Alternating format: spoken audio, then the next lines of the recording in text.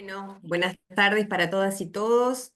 Rosario, me sumo a la bienvenida que ya dieron Rosario y María del Carmen. El agradecimiento a todos los que están conectados. La verdad que en tiempos de economía de la atención tenemos 1 hora y media del tiempo a reflexionar sobre estas cuestiones. Me parece, ¿no?, de destacar. El agradecimiento a Ezequiel, a Mariela y a Laura, porque la jornada de hoy no sería posible. A mí me gustaría un poco contar cómo fue que nosotros abocarnos a este tema. Reflejar y CEJU integran la red de escuelas sociales de Iberoamérica y tienen a su cargo trabajar el eje niñez y adolescencia. Desde que comenzamos a trabajarlo hemos querido crear como espacios, pero con miradas distintas, con miradas interdisciplinarias y posicionadas desde otro lugar. Entonces, este espacio de hoy es la manera de mirarlo desde ese lugar y el impacto de las nuevas formas de violencia. Algún tiempo escuchábamos una entrevista que le hacían a quien es hoy una de nuestras expositoras, Solari, que ella refería crudamente a nuevas modalidades de violencia que sufrían nuestros niños y adolescentes, y creo que esa es ajena al resto de Iberoamérica. Y fue ahí que empezamos a trabajar en estas cuestiones. En el entrega de los premios Goya decía Eduard Solá, o cuando recibía el premio por Su casa en llamas, era niño, su padre le contaba historias para despertarlo, porque las buenas historias dan a los más dormilones y porque las buenas historias generan empatía. Estas nos llevaron a poner la mirada en este tema, no son buenas y lamentablemente no son ficción, realidad, pero sí creo que nos permiten tener empatía, especial, trabajamos en el sistema de justicia, empatía para mirar a estos niños, niñas y adolescentes. Tienen que vivir estas historias para que atraviesen su pasaje por la justicia. Así que dicho esto, le voy a ceder la palabra a mi colega y amigo, el doctor Marcos Seijas, que es moderador de esta capacitación, que es juez letrado de familia y juez en el uruguayo desde hace muchos años. Marcos, todo tuyo. Doctor, su micrófono, por favor. Bueno, disculpen, lo que pasa es que me dijeron que se escuchaba igual desde la otra computadora. Muchas gracias, Verónica, por la convocatoria. Muchas gracias a la gente de Reflejar. Bueno, tenemos como primera disertante a la doctora Laura Canesa, que es especialista en psiquiatría pediátrica y docente adjunta en Facultad de Medicina de la UDELAR. Es coordinadora del equipo DIME para dificultades del aprendizaje y docente en el Centro de Intervenciones Psicoanalíticas Focalizadas. Le damos la bienvenida y como pregunta disparadora para que ella centre su exposición sería ¿qué elementos tempranos del desarrollo en el niño y qué componentes del ambiente pueden aumentar el riesgo de psicopatología cuando se presentan entornos o situaciones con componente violento? Bienvenida, doctora, y la pantalla es toda suya. Muy buenas tardes. Es un gusto para mí, un desafío también estar acá en esta actividad. Así que bueno, agradezco la invitación y yo vengo en representación de la Unidad Académica de Psiquiatría Pediátrica de la Facultad de Medicina de Montevideo, Uruguay. Y bueno, celebro que existan estas actividades y que podamos, como decía Verónica, de alguna manera tener distintas miradas sobre un fenómeno que nos preocupa a todos. Entiendo que en esta actividad hay personas procedentes de distintas partes del mundo, entonces es un problema que nos atraviesa a todos, quizás algunos en algunos espacios o en algunos lugares llega antes, en otros llega después, pero lo que tiene que ver con los niños, ¿no?, cuyas trayectorias de desarrollo se ven atravesadas por situaciones de violencia, es algo que nos toca a todos y también es una responsabilidad. Voy a compartir pantalla. quizás como un primer concepto, ¿no? Para poder comenzar esta exposición, tiene que ver con, si uno piensa en términos del desarrollo, ¿no? El desarrollo humano que va desde los inicios de la vida, incluso desde la vida intrauterina hasta el final de nuestra existencia. Pero bueno, si nos posicionamos, como decían al inicio, ¿no? En lo que tiene que ver con el desarrollo, principalmente en las etapas tempranas, ¿no? En la niñez y en la adolescencia, y desde una mirada, digamos, desde el área de la salud mental, que es quizás donde yo voy a hacer la presentación, tenemos que pensar que los primeros años de vida van a ser fundamentales, ¿sí? Para lo que es la organización de la personalidad y lo que luego será la trayectoria de vida de un individuo. Por lo tanto, la promoción de la salud mental, ¿no? Y las acciones tendientes a la prevención de los problemas en salud mental van a ser, de alguna manera, una inversión de futuro. Todos dicen que, bueno, que es algo que tiene que ver con el presente, pero también tenemos que mirar hacia el futuro en ese sentido. Yo traía acá un psiquiatra que es referente a nivel mundial sobre la salud mental infantil, que plantea que justamente la salud mental infantil es multidisciplinaria, ¿no? No es, digamos, no es privativa de un área, una profesión o una disciplina en particular, porque justamente la naturaleza compleja, ¿no? E interrelacionada del desarrollo humano y todo lo que tiene que ver con las desviaciones que él puede sufrir, necesita de los conocimientos y también de la experticia de distintas áreas o disciplinas que una sola en particular. Hay muchos científicos, investigadores en relación al desarrollo infantil, pero quizás uno que marca lo que es la emergencia del desarrollo socioafectivo de los individuos es Donald Winnicott, que era un pediatra, un psicoanalista, con una frase, un extracto muy conocido de una frase de Winnicott que dice: un niño, eso solo no existe, ¿no? Que de alguna manera ya nos habla como de la emergencia y de la necesidad de entender que las trayectorias de desarrollo van a estar necesariamente ensambladas o enraizadas en lo que es la interacción del niño con su entorno inmediato, con el entorno familiar inmediato, con sus referentes afectivos primarios, pero también con el ambiente circundante, el ambiente más amplio.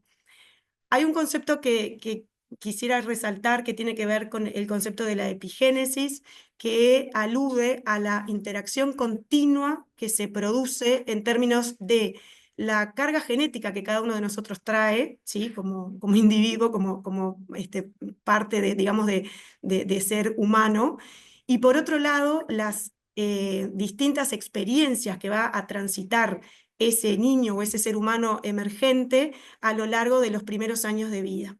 Y de alguna manera, si bien hay un gran conocimiento y cada vez aumenta el conocimiento en torno a la información genética que traemos los seres humanos, a medida que esa información se conoce más y en mayor profundidad, adquiere más importancia el ambiente.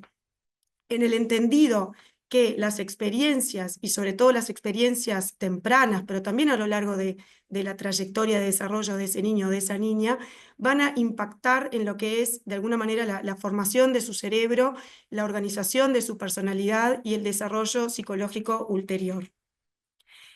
Es en este sentido, entonces, que si pensamos en términos de cómo se va organizando, ¿no? la mente infantil y los procesos que, en el devenir de un sujeto, pensamos en términos de, bueno, de que la regulación emocional, por ejemplo, es un predictor significativo de problemas de conducta posteriores. Cuando el doctor me hacía la pregunta de, bueno, ¿cuáles son aquellos factores del niño, factores tempranos que podemos observar que están presentes o que pueden estar presentes o que pueden ser indicadores de riesgo de psicopatología en condiciones de adversidad? Todo lo vinculado con los procesos de autorregulación que están vinculados con la interacción que ejerce muy tempranamente cada niño con sus referentes afectivos primarios, van a ir dando o modelando, digamos así, las capacidades de autorregulación de un niño. Creo que este concepto es importante y es interesante tenerlo en cuenta porque quizás cuando nosotros nos encontramos con un adolescente que tiene dificultades o que en realidad está en una situación vinculada con un componente violento, y pensamos, ¿no?, en cuál va a ser, bueno, como el devenir de su desarrollo, o cómo podemos encontrar alternativas a los abordajes de la problemática de ese niño o de ese adolescente.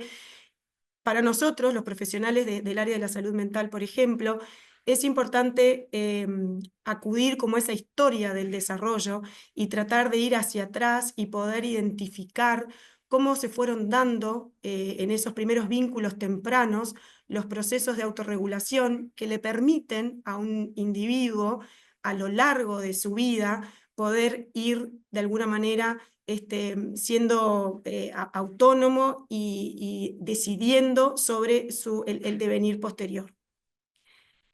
Hay un proverbio africano que a mí me gusta mucho, que dice: hace falta una aldea para criar a un niño. Y esto, sin lugar a dudas, quienes somos madres o padres lo tenemos más que claro, ¿no? Que solo no nos podemos. Pero en esa crianza, ¿no?, el poder tener un montón de manos para criar a un niño, ¿no?, para poder llevar adelante la crianza de un niño, una pregunta en la que nos podemos hacer es: ¿en qué situación se encuentra esa aldea? ¿Sí? Cuando nos hacían la invitación a participar en esta actividad, pensando, bueno, en las situaciones de violencia, cómo impactan en el desarrollo, mencionaba esto, ¿no?, que para criar a un niño sí se necesitan muchas manos, pero también hay que pensar en qué situación se encuentran esas manos, ¿no?, esa comunidad que está intentando la crianza de un niño. Una mamá nos decía hace un par de días, con una situación compleja atravesada por la violencia, nos decía: yo quiero poder criar a mi hija. Pero bueno, claramente había un montón de factores que estaban incidiendo en la posibilidad de una crianza saludable. Como les decía, les mencionaba hace unos momentos que, bueno, las experiencias tempranas claramente influyen en ese desarrollo, en el desarrollo del cerebro, ¿no? Un cerebro que es sumamente permeable a las experiencias, que es sumamente plástico, y en esa plasticidad, que es una gran ventaja que tiene el cerebro humano, por supuesto que puede ser una gran ventaja, pero también puede ser una gran desventaja, porque de alguna manera las experiencias positivas, saludables, nutritivas, van a determinar que nuestro cerebro, ¿no?, tenga una arquitectura robusta. Por el contrario, las experiencias que son traumáticas o la exposición a situaciones de violencia, la violencia crónica o las carencias, van a determinar una citoarquitectura más frágil. Cuando nosotros pensamos en la salud mental, ¿no?, o en la patología mental o en la psicopatología, tenemos que entenderla como fenómenos que son multideterminados. Hay una serie de factores que van a estar incidiendo en la génesis de los problemas de salud mental. Entre ellos, sí, la carga genética, el temperamento que cada uno de nosotros trae consigo de alguna manera, los antecedentes de riesgo que pueden ser peri o postnatales, cuáles son cómo se va organizando la personalidad del sujeto, los mecanismos de afrontamiento que va a utilizar frente a las distintas vicisitudes de la vida, los aspectos vinculados con la pobreza, el medio en el cual está inserto ese sujeto, también tendrá que ver con cómo se puede ir organizando desde el punto de vista de su salud mental, el nivel educativo. Uno de los factores que de alguna manera pueden ser muy saludables a la hora de pensar en términos de salud mental, los vínculos sociofamiliares, sin lugar a dudas, y las cuestiones relativas a las violencias. Las distintas formas de violencia a las cuales pueden estar expuestos niños, niñas o adolescentes. Y en ese sentido, también está vinculado la inseguridad, ¿no? De alguna manera, la incertidumbre o la falta de seguridad que el sistema en el cual ese niño está creciendo, ¿no?, como la percepción de ese niño del riesgo en el entorno en el cual está creciendo. Achenbach, que fue un también un psiquiatra de niños referente que falleció hace muy pocos años, estuvo acá en el Uruguay y tuvimos como el privilegio de escucharlo y aprender de él. Desarrolló hace tiempo ya de alguna manera como un paradigma, ¿no?, para conceptualizar cuál es la génesis o cómo se va desarrollando la psicopatología desde una perspectiva del desarrollo. Esto es interesante de observar y teniendo en cuenta que bueno, hablando de las múltiples miradas y la interdisciplina o la multidisciplina, tener la concepción que en los distintos momentos de la trayectoria de desarrollo de un niño, las distintas circunstancias pueden impactar de forma diferente es central. Desde una perspectiva, digamos, de la psicopatología del desarrollo, podemos pensar que tenemos que tener en cuenta cuál puede ser la infancia, el entendido que hay ciertas vulnerabilidades y factores de riesgo para los trastornos del niño. Por otro lado, enfatizar la prevención y el análisis del riesgo, ¿no? Cuando ponderamos una situación, tenemos que poder pensar cuáles son los factores protectores, ¿sí?, o identificar factores que influyen en la habilidad del niño para organizar la experiencia, y a su vez, cuáles son los factores de riesgo a los que está expuesto el niño para justamente organizar su experiencia. Y en ese sentido, poder tener en cuenta cuál es el nivel de funcionamiento adaptativo que ese niño puede tener, ¿no?, en términos, por ejemplo, de resistencia al estrés, que ahora veremos en un momento, y en términos de resiliencia. Por otro lado, cuáles son los factores de vulnerabilidad y protección más influyentes en esa situación en particular, cómo se va dando el impacto de la violencia en el desarrollo y las consecuencias transgeneracionales. Este autor hace especial hincapié en lo que tiene que ver con lo transgeneracional y cómo eso de alguna manera va derramando en la trayectoria de desarrollo del niño y sin lugar a dudas el contexto social en el que ese niño está inserto. Yo les traía acá, no sé si se ve bien, esta es una muestra de las consultas que recibimos en la unidad de psiquiatría pediátrica del Hospital Pereira Rosell de Montevideo, que es un hospital de referencia nacional. Y en los últimos años, por un lado hay un incremento en el número de consultas, que eso es lo que sucede, podemos decir, y prácticamente a nivel mundial. Y por otro lado, aumentan las consultas que tienen, que están vinculadas al componente violento, ya sea a las situaciones de autoagresividad, de heteroagresividad, o en las que los niños, niñas o adolescentes son víctimas de situaciones de malos tratos. No solo en nuestro medio, ¿no?, como les decía, también esta es una publicación del Instituto, digamos, Interamericano de la Psiquiatría de Niños y Adolescentes, en donde el planteo, ¿no?, de cuáles pueden ser los posibles factores que han hecho que se incrementaran las consultas en las emergencias pediátricas, las consultas que de alguna manera luego son derivadas al profesional de la salud mental. Bueno, algunos de los posibles factores que se plantean es el aumento de la violencia social y familiar, las situaciones de exclusión social en las que muchas veces se encuentran insertos los niños, niñas y adolescentes, y la mayor expresividad de los trastornos mentales en la infancia, ¿sí?, que pueden ser los trastornos del desarrollo, trastornos afectivos o trastornos del comportamiento, y cómo todo esto de alguna manera le otorga complejidad a la hora de discernir, ¿no?, o de pensar estrategias para abordar las situaciones por las cuales los niños consultan o situaciones en las cuales los niños están inmersos. Yo soy fan de Kino, no sé si la fan número 1, pero soy gran fan, y en mis presentaciones nunca falta. Esta es una viñeta que me acompaña, porque si uno piensa a mí me decían, bueno, las nuevas formas de violencia, pero en realidad el ejercicio de la violencia en las infancias no es algo novedoso.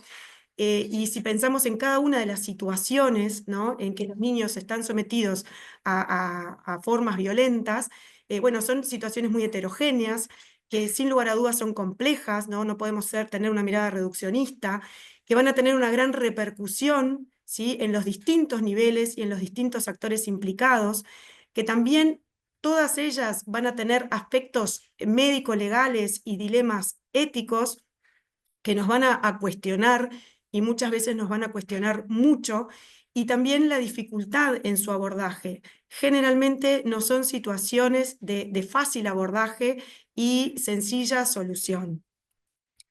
Les traía acá brevemente, pero es uno de los trabajos monográficos de los residentes en nuestro hospital digamos, para poder lograr el título de especialista en psiquiatría pediátrica. Y bueno, este tema vinculado con el componente violento es algo que a nosotros nos importa, y nos importa mucho, porque además es una consulta de alta frecuencia y prevalencia, y en donde vemos, por ejemplo, que en aquellos adolescentes que presentan conductas suicidas, ¿sí? En la gran mayoría de ellos existe el antecedente inmediato o más lejano en el tiempo de alguna situación de malos tratos, entendido el maltrato también como formas de ejercer distintos tipos de violencia sobre los niños. Yo les traía esto, pero creo que después el próximo exponente se va a referir mejor, pero bueno, que de alguna manera el estrés, ¿no? Las situaciones, como por ejemplo las situaciones de violencia que generan gran estrés en los niños y adolescentes, bueno, generan cambios en la citoarquitectura, generan cambios en la estructura del cerebro, y existen distintas formas de poder, de alguna manera, responder al estrés. Pero el estrés, ¿no? En la medida que es un estrés permanente, o un estrés continuo, o un estrés que impacta de alguna manera en forma muy violenta, ¿no? Inesperada en los niños, generan una disregulación de esa respuesta al estrés, ¿no? Todos tenemos un mecanismos de respuesta al estrés que nos ayudan a volver a la homeostasis. El estrés hay un estrés positivo, ¿no? Situaciones que nos generan estrés, que nos generan desafíos, que nos generan algún cambio, después podemos volver, ¿no? A la homeostasis y a la situación basal. Pero hay algunas situaciones en donde ese estrés se transforma en un estrés tóxico y genera una activación prolongada, frecuente y fuerte del sistema de respuesta corporal, y eso va a generar repercusiones en los distintos sistemas de nuestro organismo, entre estos también en el cerebro y cambios psicológicos. Hay de alguna manera otro modelo que acompaña también, ¿no? Este modelo de sistema de respuesta al estrés, que es un poco más novedoso, que tiene que ver, que es un modelo desarrollista, que tiene que ver con el poder discernir cuáles son las dimensiones de la adversidad que van a influir de manera distinta en el desarrollo. Y esto me parecía un punto interesante, porque de alguna manera el poder como separar, ¿no? Porque a veces podemos tener como una concepción errónea, ¿no? Que puede estar vinculada con, no sé, el medio, el contexto socioeconómico y cultural en el cual el niño se desenvuelve. Pero bueno, este modelo de alguna manera busca entender cuáles son aquellas dimensiones que realmente impactan en el desarrollo. Y se postula, ¿no? Que lo que está vinculado con la amenaza, con la impredecibilidad y con la privación o la carencia, son distintas dimensiones, o son dimensiones que van a impactar de manera diferente en el desarrollo de los niños. Entonces, Ellis es un autor que hace tiempo ya está trabajando sobre lo que es la sensibilidad biológica al contexto, y trae en evidencia de que la reactividad al estrés no es un proceso unitario como antes se pensaba, sino que de alguna manera hay circuitos contrarreguladores que van a servir para modificar o atenuar la activación fisiológica. Y por otro lado, que muchas veces los distintos fenotipos de alta reactividad en la génesis de la psicopatología no son únicos, sino que pueden haber aumento o protección del riesgo dependiendo del contexto. ¿Esto qué quiere decir? Que de alguna manera aquellos niños que están enfrentados a situaciones de estrés, depende cómo el contexto los pueda contener, acompañar, ayudar a transitar, ¿no? O a sobreponerse a esas situaciones, puede generar algún efecto beneficioso, ¿sí?, para futuras condiciones de adversidad y transformarse en efectos positivos bajo condiciones de apoyo y protección.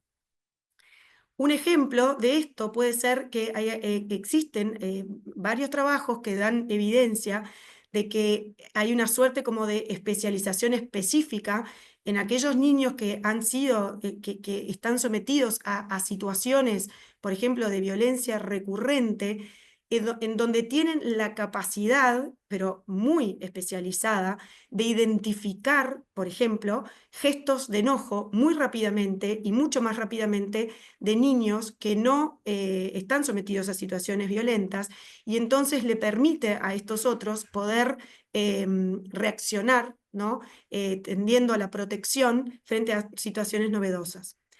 De todas formas, hay situaciones de estrés o situaciones violentas que de alguna manera no dejan nunca de sorprendernos, ¿no? A nosotros en el hospital, cuando creímos que habíamos visto todo, viene una situación nueva que nos sacude la cabeza y que decimos, ah, pero esto no lo habíamos visto jamás.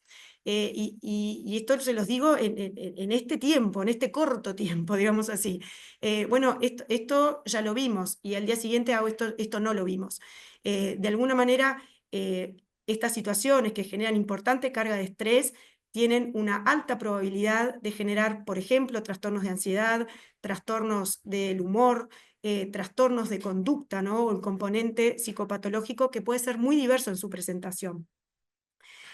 Y como para ir terminando, ¿no?, yo traía, son dos como titulares de una situación que yo estoy atendiendo, de una adolescente de 12 años que estoy atendiendo actualmente, y yo pensaba en esta situación como esa gota de agua que después va haciendo, ¿no?, como esta imagen que de alguna manera cómo esto va impactando en los distintos espacios o contextos en los que atraviesa ese niño, o esa niña o adolescente en particular, que de alguna manera son hasta como titulares cinematográficos, ¿no? Yo el otro día haciendo la presentación decía, ay, pero me quedaron como de película, y en realidad porque de alguna manera esto que la realidad supera a las películas, y eso también nos tiene que hacer a nosotros como cuestionarnos y seguir de alguna manera asumiendo, ¿no?, como la responsabilidad de buscar formas de acompañar estas situaciones.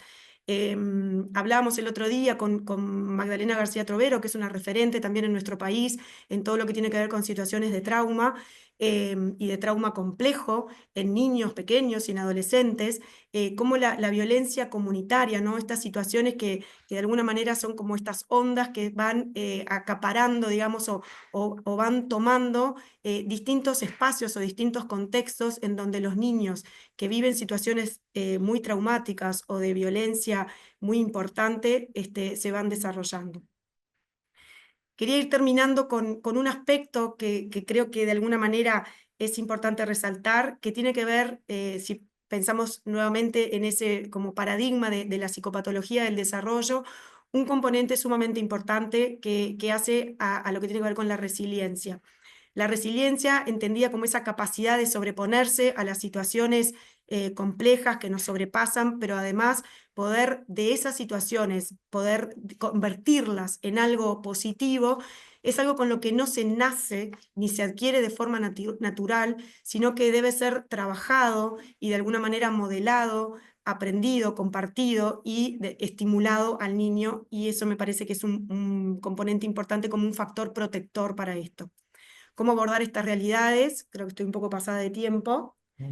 De alguna manera, no traigo ninguna respuesta, lo que traigo como algunas como pinceladas de lo que vamos como entendiendo, ¿no?, en el ámbito de trabajo, en el intercambio con otros actores, en situaciones en donde uno intercambia con distintos, ¿no?, actores de la sociedad, con distintas instituciones, con distintos sectores, ¿no? Por un lado, que esto no puede ser resuelto desde una única área, por más conocimientos que se tengan. Es necesario el trabajo colectivo, interdisciplinario, interinstitucional, intersectorial. No es nada fácil, pero lo que pasa que creo que si no es como imposible.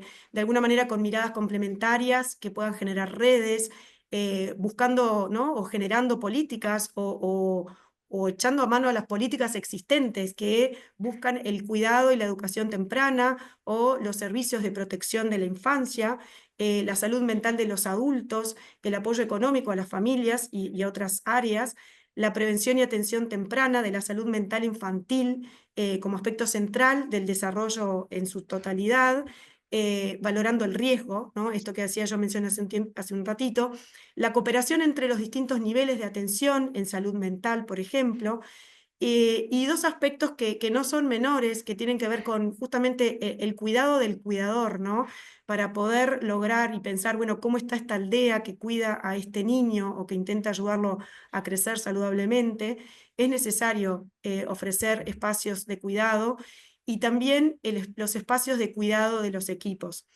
Estas son situaciones que son muy desgastantes, que son en donde uno se implica cognitiva y afectivamente, y es importante el poder generar espacios que permitan volver de alguna manera a la calma y poder pensar sobre estas situaciones que son tan demandantes para todos.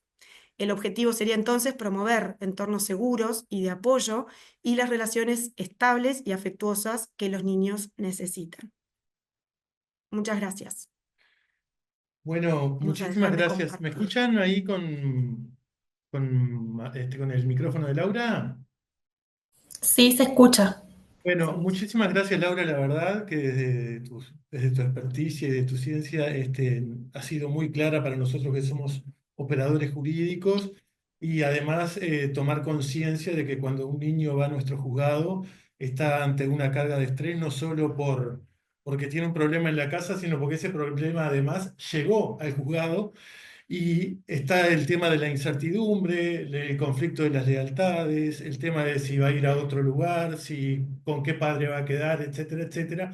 O sea que nosotros tenemos que interpelarnos como operadores jurídicos de tratar de lesionar lo menos posible esa psiquis que ya viene muchas veces dañada desde la panza materna. Muchísimas gracias por tu exposición. Muchas gracias a ustedes. Bueno, ahora le vamos a dar la bienvenida a un hermano argentino, al doctor Ezequiel Mercurio, que es psiquiatra forense con una maestría en criminología y ciencias forenses. Es jefe del Departamento del Cuerpo de Peritos y Consultores Técnicos de la Defensoría General de la Nación de la República Argentina. Le damos la bienvenida y le agradecemos que esté participando con Reflejar y con nosotros. Gracias. Gracias, doctor. Gracias, Laura, también. Muchas gracias por la invitación a todos los organizadores, en mi caso a Fejus, que me invitó también a poder compartir este espacio con ustedes. Es un espacio muy valioso. Todos trabajamos en el campo de la justicia, muchos de los que estamos acá trabajamos cotidianamente con situaciones que son muy estresantes. Y bueno, sobre todo aquellos que tienen la responsabilidad de tomar decisiones en casos muy complejos. ¿Me escuchan un poco más ahí? Me dicen que escuchan bajo, yo voy levantando la voz. Bien, así que agradezco poder compartir con ustedes este espacio. Voy a compartir mi presentación. Bueno, Laura hizo un gran trabajo, ya me adelantó a muchas de las cosas. Yo había propuesto como preguntas disparadoras pensar en las consecuencias a largo plazo del maltrato infantil. En primer lugar, yo soy psiquiatra de adultos, trabajo como psiquiatra forense, hago habitualmente, cotidianamente, peritajes en la defensa pública. En Argentina, la defensa pública no solamente trabaja en temas penales, sino también trabaja en temas civiles, en temas que hacen a cuestiones de familia también. No solamente trabaja en defensas de acusados, sino también trabaja en víctimas. ¿Bien? Me permite a mí también contextualizar un poco desde dónde va mi presentación. ¿Por qué pensar en las consecuencias a largo plazo del maltrato infantil? ¿No?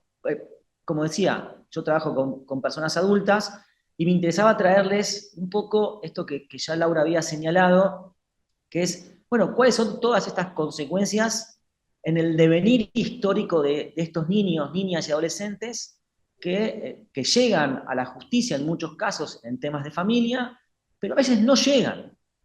A veces no llegan. Y ahí, sobre el final, voy a pensar algo de ruta crítica que me parece interesante también traer en el caso de los niñas y adolescentes víctimas de violencia.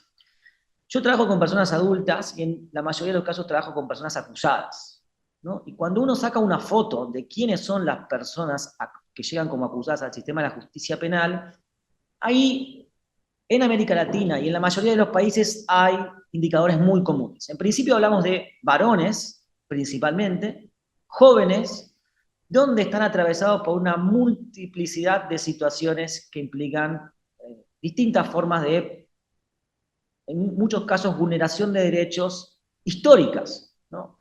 Personas que viven en situación de calle, personas que provienen y han atravesado históricamente contextos de pobreza, ¿sí? Y lo que yo quiero puntualizar hoy es que son las historias de victimización temprana. ¿Okay? Los que trabajamos en psiquiatría forense, Laura ya lo mencionó esto, es algo muy importante que psiquiatría forense, pero también esto implica a los operadores jurídicos, también ver que detrás de esas personas, en la gran mayoría de los casos, hay historias de victimización temprana, ¿no? Esto que Laura mencionó como el trauma complejo. La prevalencia de personas con padecimientos mentales y de prevalencia de personas con discapacidad intelectual es más frecuente en la cárcel que por fuera de ella. Entonces, si entramos a una cárcel, vamos a encontrar que, dependiendo del estudio que consultemos, el promedio o la prevalencia de personas con discapacidad intelectual es mayor que la población en general, un 5% en la cárcel. Casi la mitad de las personas en algunos reportes ha recibido a lo largo de su historia algún diagnóstico en salud mental y casi más de un tercio ha presentado historias de autoagresión, ¿no?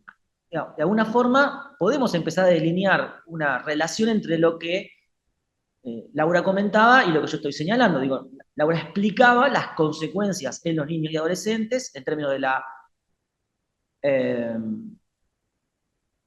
las autoagresiones, de la heteroagresividad y también de la predisposición a trastornos psicopatológicos en el devenir histórico de los niños, niñas y adolescentes que atraviesan vulneraciones de derechos en general y específicamente situaciones de maltrato, ¿no? El consumo de sustancias, voy a determinar incluirlo con el trauma complejo en estas historias de victimización de manera temprana.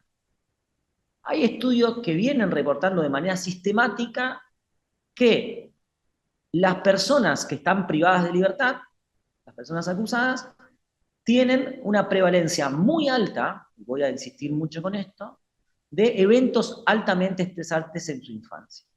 Prevalencia muy alta significa que, dependiendo del reporte, entre el 85 y el 90% de las personas que entran al sistema de justicia penal como acusado, y algo similar, por supuesto, también sucede con las víctimas, sin dudas, tiene al menos un evento adverso en su infancia. Los eventos adversos en la infancia son, por ejemplo, haber sido víctima de diversas formas de maltrato, maltrato psicológico, maltrato físico, abuso sexual, cuidado negligente, ser testigo de violencia, y esto también los que trabajamos en forense lo preguntamos, por supuesto, en personas adultas, haber atravesado una crianza de los cuidadores con consumo de sustancias, o sea, que los cuidadores consumían alcohol en exceso u otras sustancias, que alguno de los cuidadores pudiera tener algún padecimiento mental, que alguno de los cuidadores hubiera abandonado el hogar por diversos motivos o que hubiera estado encarcelado. Entre el 85 y el 90% tiene al menos uno de estos eventos adversos y más del 70% tienen al menos 4. ¿Bien? ¿Qué vemos con esto? Que esta estadística es mucho más frecuente en la población penitenciaria que en la población general. Es decir, que si yo voy a la población general, estos eventos adversos los encuentro uno en casi la mitad de la población, pero si yo entro a la cárcel los encuentro de 10 en casi 9. ¿Bien?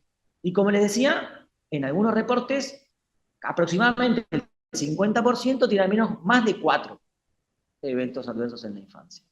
Esto se ha estudiado en múltiples países que reportan datos muy similares.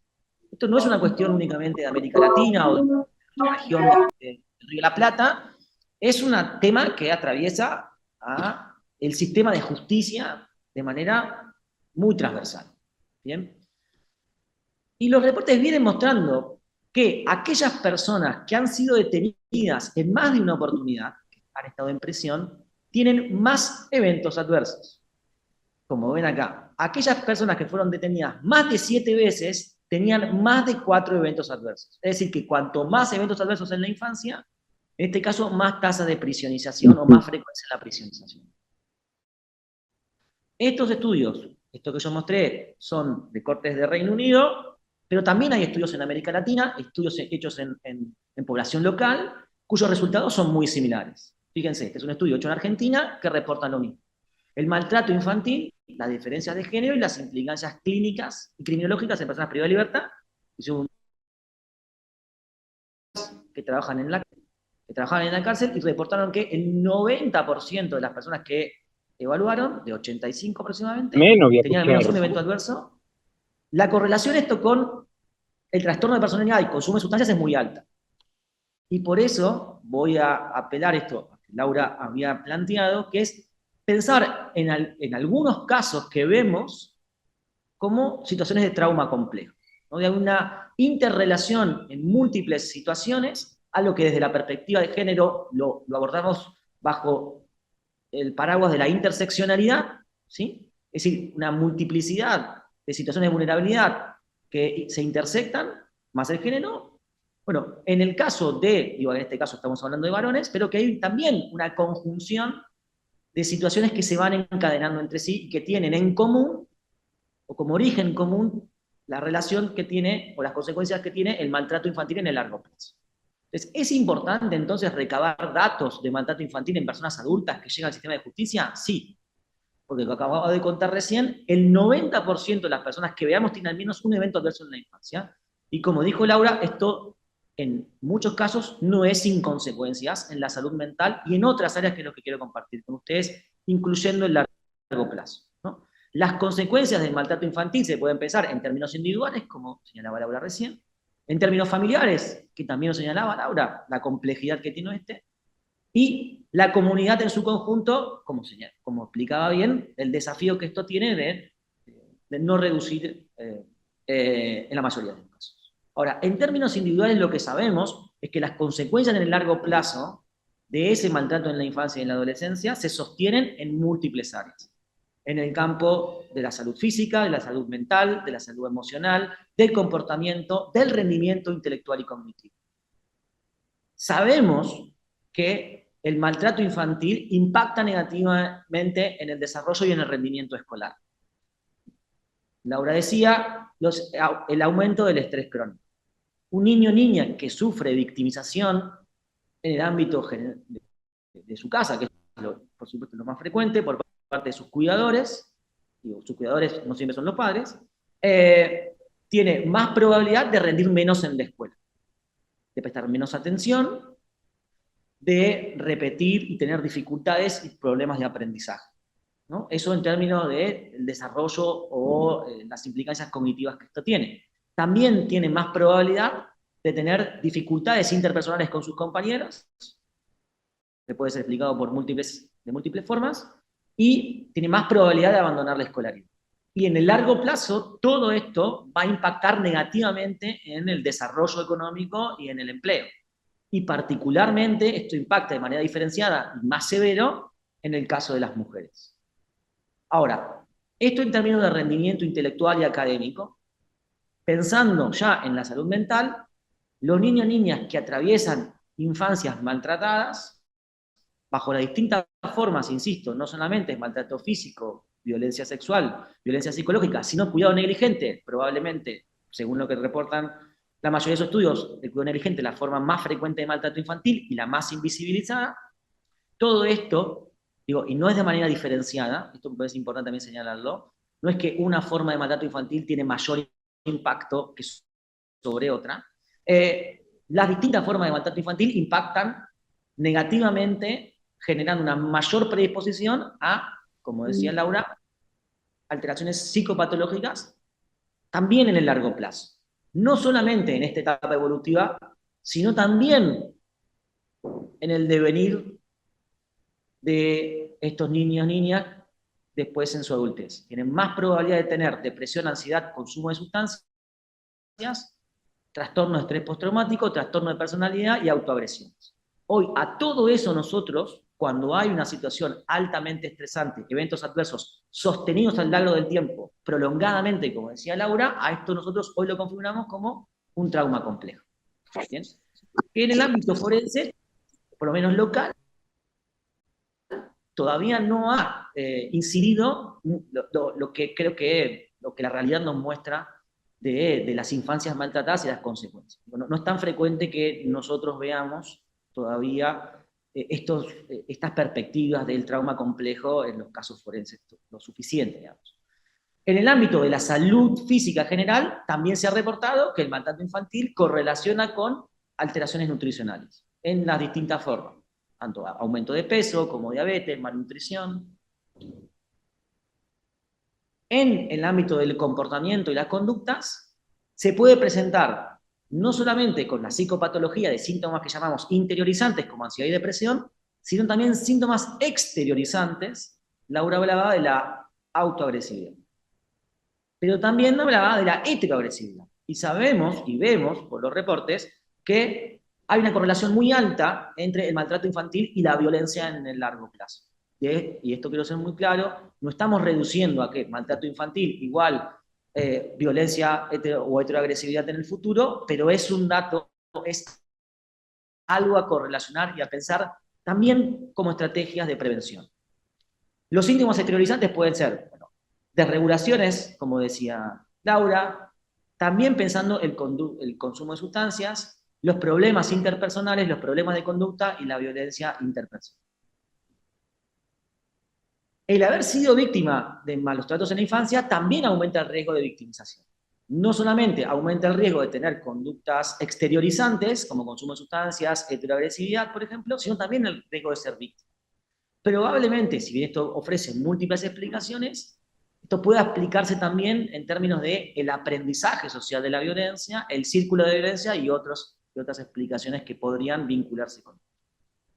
Hay muchos reportes que vienen señalando que el maltrato infantil es una conducta de riesgo para la conducta, es una de riesgo para la conducta antisocial en la adolescencia y la adultez.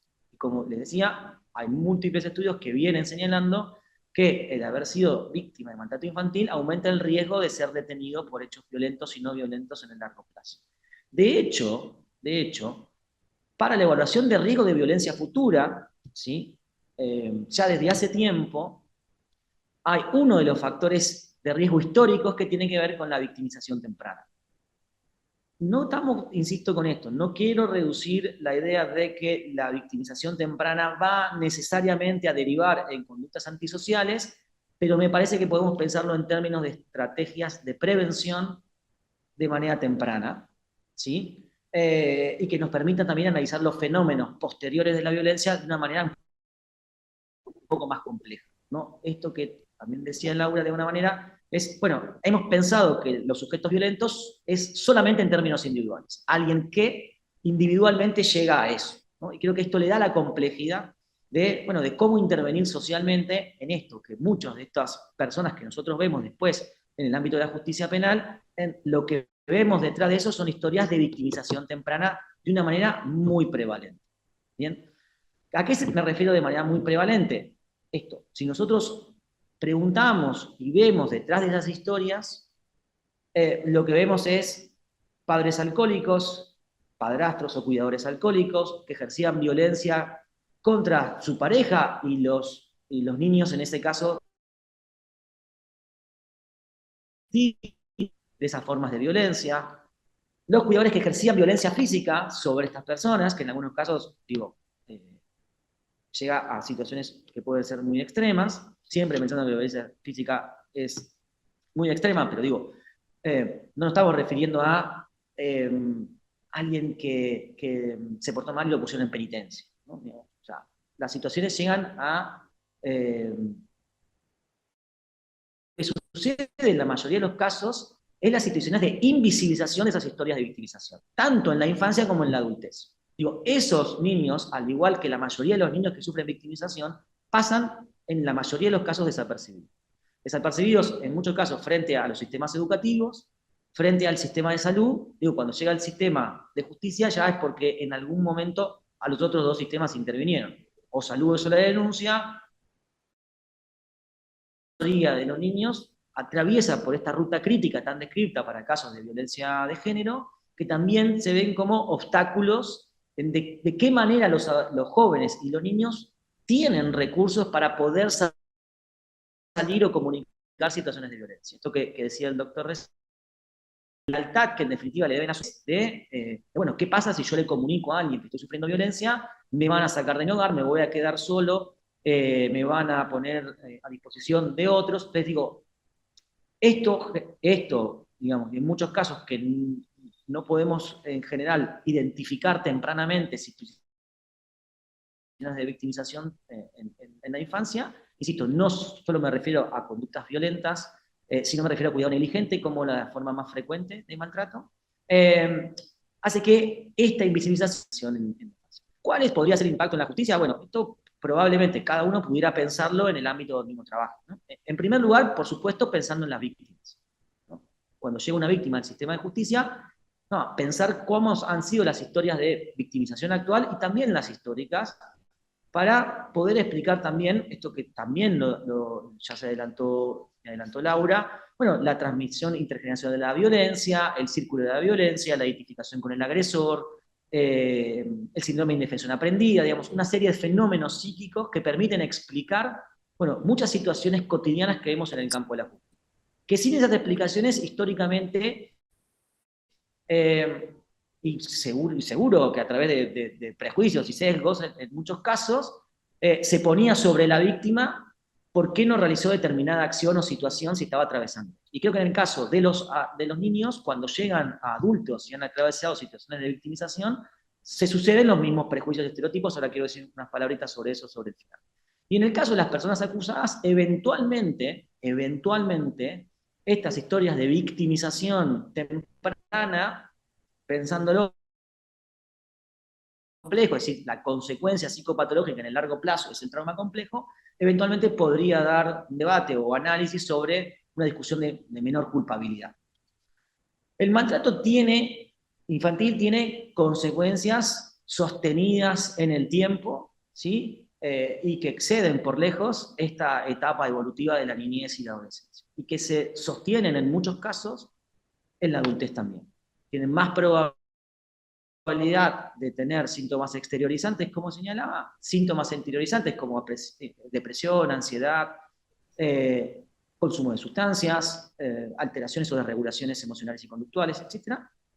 Y también en otros campos, ¿no? Decía, el impacto que esto tiene en el desarrollo cognitivo y en el rendimiento académico y en el rendimiento escolar, el impacto que esto tiene en las relaciones interpersonales, digo, lo que señalaba Laura de la transmisión intergeneracional de la violencia, o el aprendizaje social también, de cómo cala el aprendizaje social de la violencia, ¿no? De alguna manera, muchos de estos niños aprenden que la violencia es una manera legítima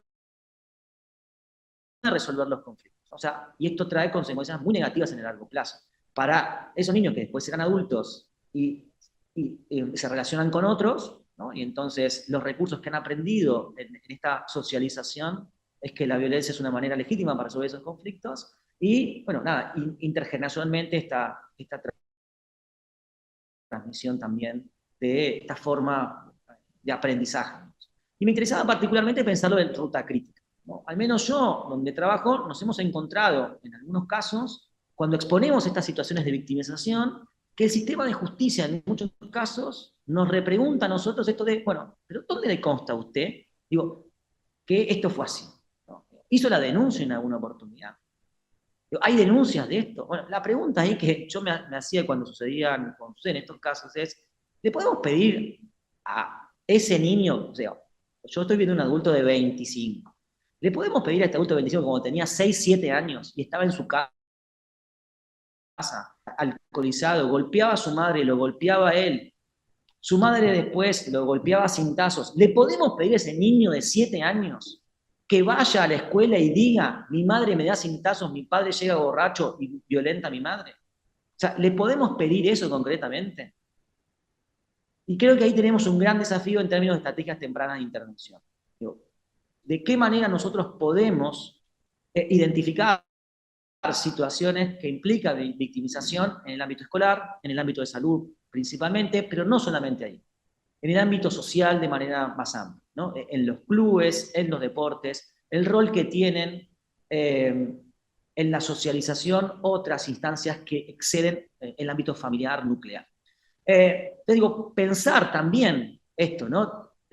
Cuando el sistema de justicia nos pide que le traigamos una denuncia, de alguna manera estoy sobresimplificando la situación, pero que para poder dar cuenta de esto, que son historias que en realidad lo único que podemos decir es que esto que estamos diciendo nosotros está reportado ampliamente en la bibliografía, no es una excepcionalidad, está muy reportado estas situaciones de victimización en la infancia, en las abusadas.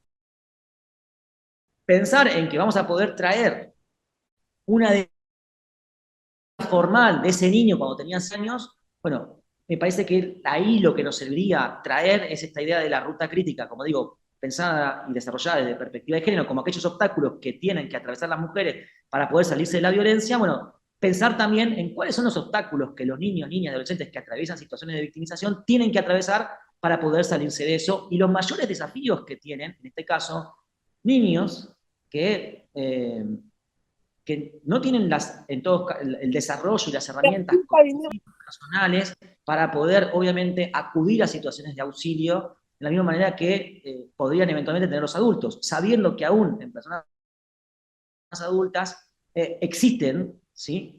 Múltiples obstáculos que tienen que atravesar para salir de las situaciones de victimización. Es decir, salir de una situación de victimización es mucho más complejo de lo que en muchos casos nosotros pensamos a priori. ¿Bien? Aún pensando en que, bueno, no, esa persona es universitaria, tiene estudios, conoce, es especialista. Digo, salir de esas situaciones de victimización, en cualquiera de las que estemos, para todos los rangos etarios, es muy complejo, para algunos, para algún rango etario es muchísimo más complejo.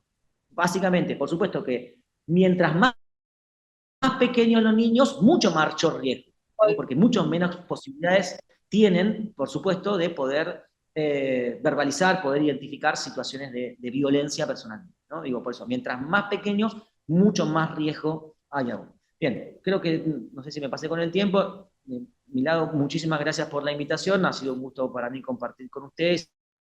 Muchísimas gracias por la clara exposición, doctor, realmente muy buena.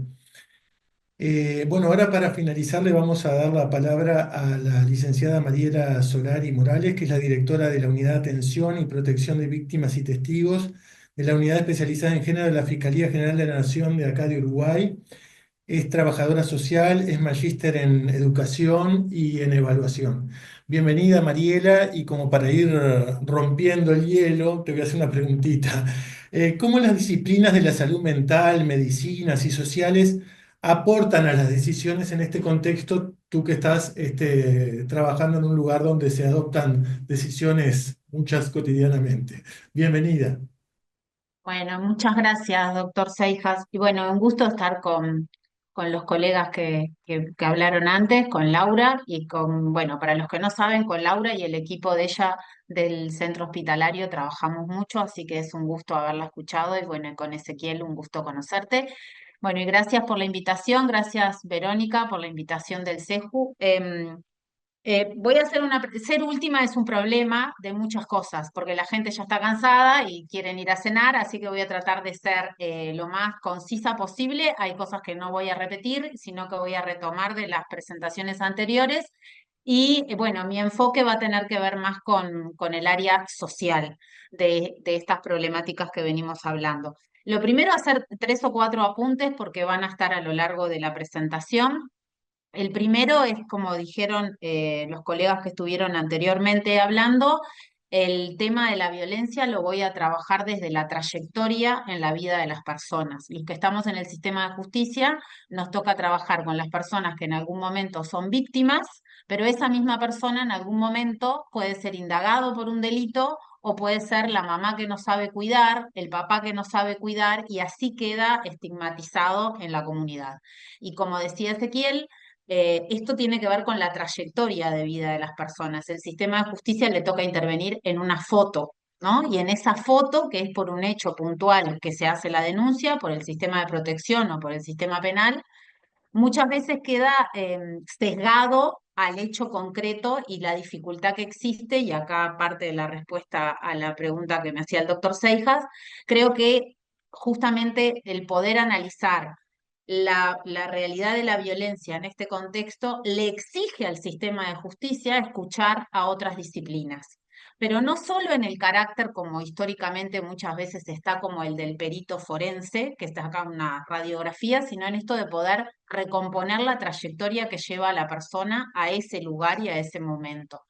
Porque también, como decía Ezequiel, creo que cuando una situación de un niño, niña o adolescente llega al sistema de justicia es porque el Estado en su conjunto llega tarde, no tarde, muy tarde y muy mal, porque es cuando ya nadie pudo resolver de otra manera la situación en la situación que está atravesando, tanto en el sistema de protección como en el sistema penal.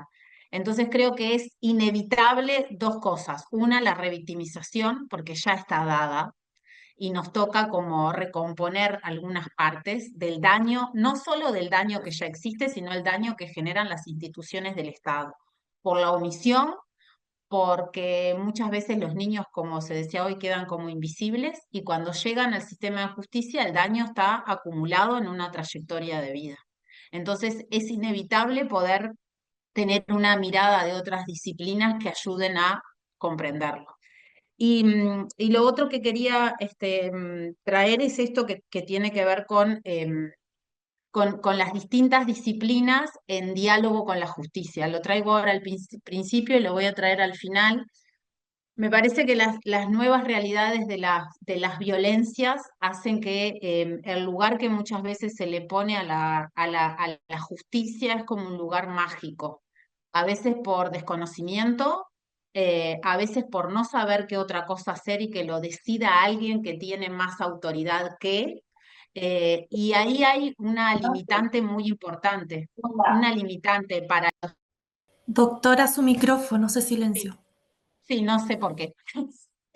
Cuando digo esto de que queda como entrampado, porque los técnicos que muchas veces acompañan a las familias y hacen una denuncia, piensan que algo se va a resolver ahí, y el juez y la jueza lo que va a hacer es aplicar la norma, no va a modificar muchas de las cosas que vienen sucediendo en la vida de esos niños. Entonces, ahí es donde digo que hay como una trampa. Para los funcionarios que deciden hacer una denuncia y judicializar un caso, y la frustración es, esto no cambió, para las familias que atraviesan el sistema de justicia y para los niños, niñas y adolescentes que entran en un mundo de lo que hablaba hoy Laura, de la incertidumbre, de lo desconocido, de lo solemne, de hablar en palabras que no siempre entienden, del miedo de que sus padres les pase algo más allá de que sean quienes no los están pudiendo cuidar. Y eso también genera frustración en los niños, casi como un mensaje de, bueno, pero si acá donde estaba depositado la solución no está, ¿quién me va a solucionar esto? ¿No? Lo digo en estos términos porque me parece que después lo traigo al final de vuelta, porque me parece que no voy a traer ninguna certeza de nada, solamente más dudas, y dentro de las dudas es, en esta nueva realidad, cómo se ubica la respuesta del sistema de justicia para las demás instituciones, para la salud, para la educación, que estamos en la vida de los niños, y cómo nos reubicamos los operadores del sistema de justicia, ¿no? Donde el mandato es que se tiene que actuar como el buen padre de familia. Entonces yo me haría la pregunta, ¿qué padre y a qué familia? ¿No? Porque no es la misma que la que muchas veces se escribió esa letra hace tantos años. Entonces voy a compartir una presentación, no se preocupen que es cortita. ¿Sí? Sí. No. Ok, perfecto.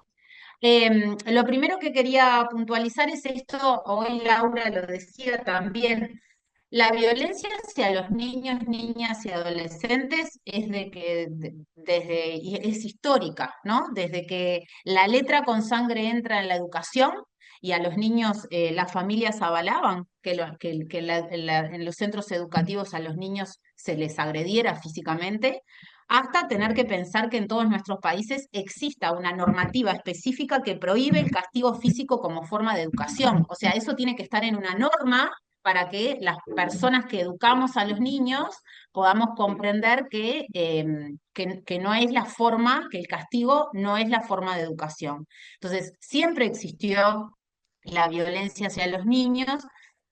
Creo que ahora está bueno poderlo pensar en un contexto que ha transformado las dinámicas de algunos tipos de violencia y tener la triste certeza de que en realidad no está, hace 30 años que trabajo en este tema y siempre queremos que no haya más violencia hacia los niños. El otro día lo decía, en Uruguay tenemos un puñadito de niños y sin embargo los números de violencia hacia los niños no disminuyen.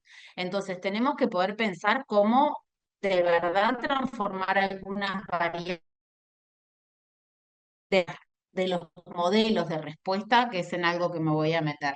Y esta es una frase de Galeano que me gusta mucho, que dice, mucha magia y mucha suerte tienen los niños que consiguen ser niños, porque creo que los que trabajamos cotidianamente con niños, niñas y adolescentes que les toca pasar por el sistema de justicia, cuando uno escucha sus historias y los ve sonreír y jugar y por momentos estar triste, uno se pregunta cuánta capacidad para poder soportar tanto, ¿no? Entonces esto de la magia, el compromiso ético que tenemos que tener los adultos que estamos cerca de los niños de seguir preservando esa magia, ¿no? Entonces, acá hay dos placas en las que una es más macro y la otra voy más a lo micro, que tiene que ver con esto de qué ha cambiado.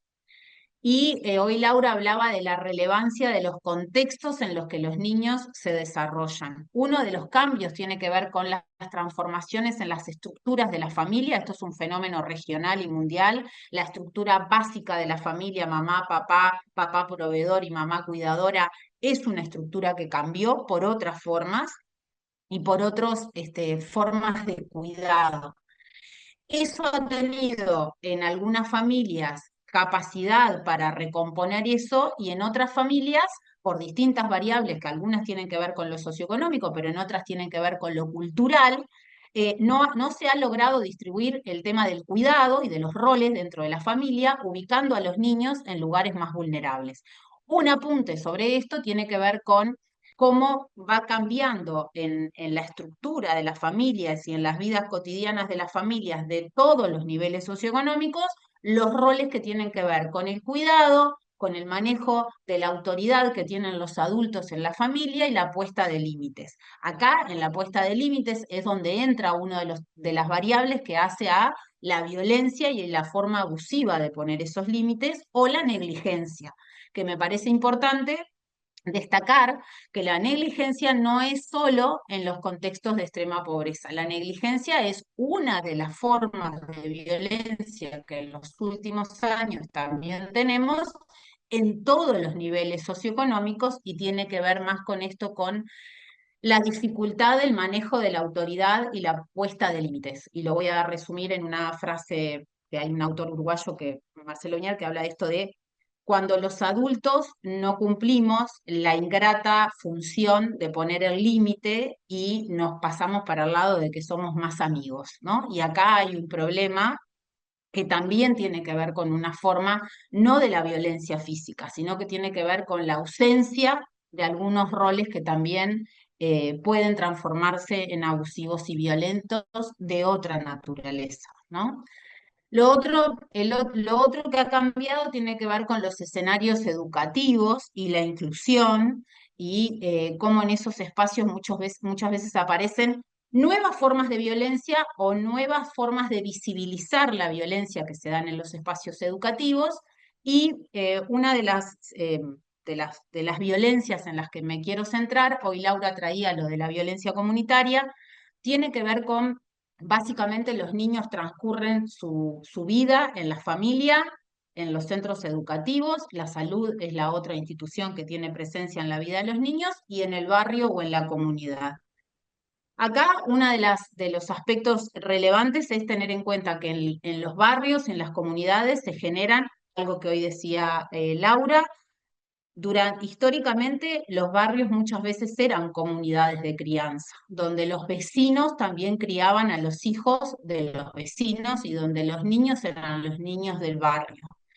Por distintos aspectos que están en el último cuadrante, que tiene que ver con aspectos que hacen a la introducción de algunos valores que hacen en la convivencia, como lo individual sobre lo colectivo, y eso afectando la confianza y la seguridad de las redes de protección que se dan en la comunidad, hace que esas redes de protección, de crianza y de cuidado comunitarias se vean debilitadas. Se vean debilitadas y den lugar a otras redes en lo que hace a la trama del barrio donde viven las familias. Y ahora eso lo vamos a ver. Y acá hay una variable que quiero plantear que tiene que ver con el atravesamiento socioeconómico. No es lo mismo la trama comunitaria en sociedades que se han fragmentado, donde los más ricos viven en un lugar y los más pobres viven en otro, y a veces en el mapa de la pobreza se ve distribuido claramente en el mapa de cada país o de cada departamento o provincia, porque esa trama hace a este concepto de la confianza y la seguridad humana, ¿no? Y cuando esa trama de protección empieza a sentirse debilitada, también permea a la interna de las familias. Familias que van a tener más recursos para sostener esa debilidad de esa trama y familias que van a tener muchas menos posibilidades para reconstruirlo. Y en esto me parece que un punto de reflexión tiene que ver cómo las políticas públicas, en este caso la educación, las políticas sociales, las políticas de protección a la infancia, toman en cuenta estos cambios que los estoy dando en titulares para transformar los modelos que tienen de dar respuesta a lo que le pasa a los niños, niñas y adolescentes y a las familias. Digo las familias en el sentido más amplio de la palabra, los referentes de cuidado de los niños. Y en ese sentido, las variables estructurales que atraviesan esto, la primera tiene que ver con la pobreza. No hay mayor violencia que exista en la vida de los niños que vivir y nacer y criarse en contextos de carencia de todo tipo. La pobreza no explica la violencia, pero es una variable estructural que condiciona y deja vulnerables a las familias y a los niños a distintas formas de violencia. Ezequiel y Laura hablaron bastante sobre el tema de las pautas de crianza violentas que se dan en la crianza y el maltrato infantil que se da en el ámbito de la familia. Desde hace un tiempo, y Verónica lo nombraba al principio, me lleva a pensar que las situaciones de violencia que viven hoy los niños, niñas y adolescentes hacen que el concepto de maltrato infantil o de violencia intrafamiliar nos quede chico. Y voy a explicar por qué. Porque muchos de los niños que viven en condiciones de extrema pobreza, además conviven en comunidades que, como expliqué anteriormente, tienen una trama comunitaria debilitada. Una trama comunitaria que tiene que ver con las redes de solidaridad, de apoyo, de vecindad, que generaban también una contención en la crianza. Cuando esas redes se ven debilitadas, hay otras redes que surgen y que tienen que ver con las economías ilegales, que tienen que ver con redes que hacen a el microtráfico, y que no es que involucren a las familias violentamente, también lo pueden hacer de forma violenta físicamente. Pero me parece interesante esto que varios autores plantean de cómo se va metiendo naturalmente en la vida. Naturalmente quiero decir con esto de las familias que requieren un ingreso y que cuando ese ingreso marcado por la pobreza no está, no logran acceder a un trabajo, tienen trabajos informales y muchas veces son la población vulnerable para las economías ilegales, para los emprendimientos ilícitos, donde claramente son captados, y esto está pasando en nuestro país, y sé que pasa en otros países de la región, los niños, niñas y adolescentes que son más vulnerables. Y los niños más vulnerables son los niños que están en condiciones de pobreza. Y en esto me parece que hay algunas reflexiones interesantes para poder hacer. Cuando digo que el concepto de maltrato infantil y de violencia intrafamiliar nos queda chico, es que cuando estos niños, como hoy decía Laura, se desarrollan en una familia donde además de las carencias estructurales, donde dormir, qué comer, la disponibilidad de alimentos, el lugar que hace frío, que hace demasiado calor, que no hay lugar donde dormir, además conviven con la balacera en el barrio, con el estado de alerta permanente y con la letalidad, porque ven matar a sus vecinos, al papá de su compañero de clase, porque tienen que cerrar la escuela antes porque se tienen que ir, porque hay una balacera. Niñas que sé que, la cátedra donde trabaja, el servicio donde trabaja Laura han atendido, niños que quedan con mutismo porque han presenciado cómo mutilan a sus padres. Esa forma, esos niños no quedan registrados en ninguna denuncia. Son testigos de estas situaciones. Niños que conviven en una casa donde lo del sueño seguro no existe, donde transita gente durante la noche, donde muchas veces van en un auto o en una moto en la madrugada con sus adultos de referencia. Y yo el otro día decía, niños que crecen muchas veces cuando el paisaje en su cuarto o en su lugar para muchos niños son los juguetes, los ositos, los juguetes con los que quieren estar, el celular con el que quieren jugar, a juegos que alguien controla. Para otros niños es natural que arriba de un mueble haya un arma y conviven con las armas. Entonces, son los niños que transitan por formas de violencia que no quedan registradas como una denuncia de violencia, porque no es que la mamá le pegó, sino que convive en esto y que si la mamá le pega en este estado violento y de alerta en el que vive, no queda casi registrado como una situación de violencia para los que están en ese entorno, porque justificamos, porque legitimamos que ese es un entorno que es así. Y como último ingrediente de esto, muchas veces los equipos de territorio de las políticas públicas se retiran justamente por la situación de violencia en ese barrio. Y una de las preguntas que también dejó planteada tiene que ver con esto: ¿cómo adaptamos los modelos de acompañamiento a estas familias que están relacionadas con lo ilícito, pero que es donde se están criando estos niños? Y esa es una pregunta clave que al menos a nosotros en Uruguay nos está desvelando, porque tiene que ver cómo cuando esas denuncias llegan al sistema de justicia, el sistema de justicia, la respuesta muchas veces que tiene es la institucionalización de estos niños. Entonces, en el último tiempo tenemos un alto número de judicialización y de institucionalización de niños, que una de las características que tienen es que son niños pobres y que además sus familias muchas veces están relacionadas con lo ilícito.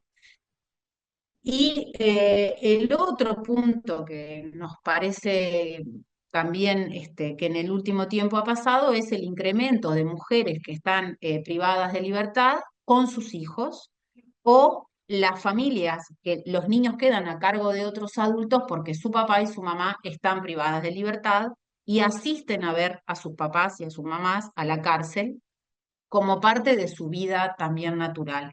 Entonces, en esto, preguntarnos nuevamente cuál es el apoyo que estamos dando a estas familias desde las políticas públicas, porque la justicia no va a tener la resolución a este acompañamiento, sino que va a disponer con quién se quedan los niños, para que esto no se repita, ¿no? Para cortar el círculo intergeneracional no solo de la pobreza, sino de las mayores formas de violencia a la que muchos de estos niños, cuando uno escucha el relato, están sobreadaptados, porque es como la forma natural en la que se ha dado este desarrollo. Entonces ahí Un aspecto que también me parece relevante, que hoy también lo traía Ezequiel, tiene que ver que acá también hay una diferenciación de género. Los varones son utilizados claramente por los patrones más patriarcales de qué es lo que hace a un hombre, a un macho en el barrio, a aquellas actividades ilícitas relacionadas a la extrema violencia que tiene que ver con el uso de armas, con el sicariato, con el homicidio, con exponerse, y las mujeres tienen que ver, sobre todo, son más captadas para situaciones que están relacionadas con la violencia sexual. Entonces, cuando creemos que hemos avanzado tanto en derechos y en materia de género, que sí lo hemos hecho, tenemos que también considerar que en otros aspectos los prejuicios y los patrones siguen estando más vivos que nunca, generando situaciones de extrema inequidad en nuestras infancias y adolescencias. Y el último aspecto que quería traer que atraviesa estas formas de violencia tiene que ver con la violencia digital, con lo que hace al mundo de lo digital, que tanto en materia de violencia psicológica y de violencia sexual es uno de los aspectos que al sistema de justicia desafía. No solo por cómo se detecta, sino además por el tratamiento de la evidencia digital, pero también porque voy a poner dos aspectos que en el último tiempo nos ha resultado desafiante en el modelo de cómo acompañar a las familias y a las víctimas, que tiene que ver con que no es lo mismo para una mamá escuchar a la maestra que su hija le relató una situación de abuso sexual cuando en el verano iban a la casa de los abuelos o de los tíos, que ver un video donde hay imágenes sobre el abuso sexual de su hija. Eso nos implica un desafío totalmente diferente para que las personas puedan acceder a la justicia con todos sus derechos y de la mejor manera. Y además exige un tratamiento diferencial de lo que hace a la prueba, tanto en la órbita de protección como en la órbita penal. Y en lo que tiene que ver con la prevención y el poder llegar antes, cómo no demonizamos el mundo digital, que los niños nacieron y viven con el mundo digital y los adultos cada vez más nos estamos involucrando en eso, sino que aprendemos con ellos. La forma en la que se dan los delitos sexuales con los niños a través de los medios digitales, los adultos las desconocemos porque van mucho más rápido de que lo que nosotros estamos aprendiendo. Entonces creo que ahí uno de los desafíos es sentarnos a aprender con ellos de por dónde navegan, qué es lo que hacen, quiénes son las personas que están del otro lado, porque a diferencia, por ejemplo, en el abuso sexual, a diferencia de que antes el abusador en la vida analógica tenía que buscar un espacio para resguardarse, en la vida digital puede adquirir distintas identidades, pero además para las víctimas es un 24 horas durante los 7 días pensar que algo puede aparecer, un mensaje, una foto, y eso genera un estado de alerta en los niños y en los adolescentes que es totalmente desestabilizador.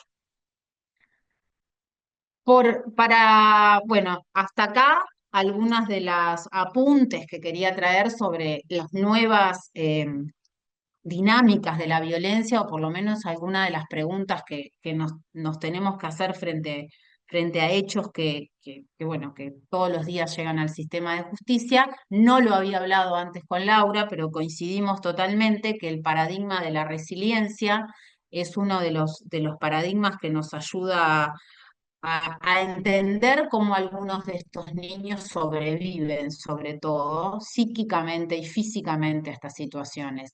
La piedra fundamental de la casita que nos presenta Van Nistelrooy habla de las necesidades físicas básicas. Esto de no hay posibilidad de dignificar y de superar todo esto si no comes, no dormís, no tenés un lugar donde resguardarte, ¿no? Entonces esto de poder pensar que la pobreza es un factor fundamental a poder atacar, es necesario.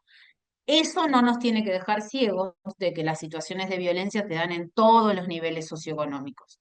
Y por eso ponía esto de la materialidad como la piedra fundamental.